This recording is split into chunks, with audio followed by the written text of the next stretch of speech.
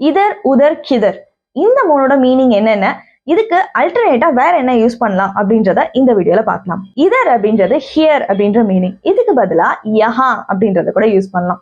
For example இதர் ஆவோ, இதர் ஏக் ஸ்கூல் ஹே, இங்க வா, இங்க ஒரு ஸ்கூல் இருக்கு. ஸோ இதர் ஏக் பில்லி ஹே, இங்க ஒரு பூனை இருக்கு அப்படின்ற மாதிரி இருக்கலாம். இதர் அப்படின்றத யூஸ் பண்ணலாம்.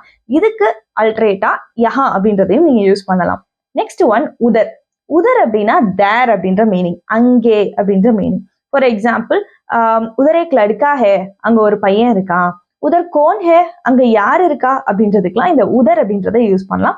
அதுக்கு அல்டர்னேட்டா நீங்க வஹா அப்படின்றதையும் யூஸ் பண்ணலாம். தேர்ட் ஒன் கிதர். இது கொஸ்டின் டேர்ம், எங்க அப்படின்ற மீனிங். ஸோ கிதர் ஹே, து கிதர் ஹோ, நீ எங்க இருக்க அப்படின்றத கேட்கலாம். இது ரெஸ்பெக்டா சொல்றீங்கன்னா ஆப் கிதர் ஹை அப்படின்றத கேட்கணும்.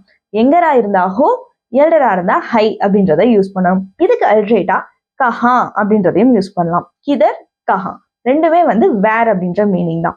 ஸோ இதர் யஹா here, உதர் வஹா there, கிதர் Kanha where. So இந்த மூணு திங்ஸ் இதர் உதர் கிதர் இது மூணையும் யூஸ் பண்ணி நீங்க ஒரு சென்டென்ஸ் மேக் பண்ணி கமெண்ட்ஸ்ல ட்ராப் பண்ணுங்க. I am going to correct you. இந்த யஹா அப்படின்றதுக்கு இன்னொரு ஒரு யூசேஜ் இருக்கு, அது என்னன்றத அடுத்த வீடியோல சொல்றேன். For more video like this, need to follow our online spoken Hindi class, Dwaraka Hindi Institute.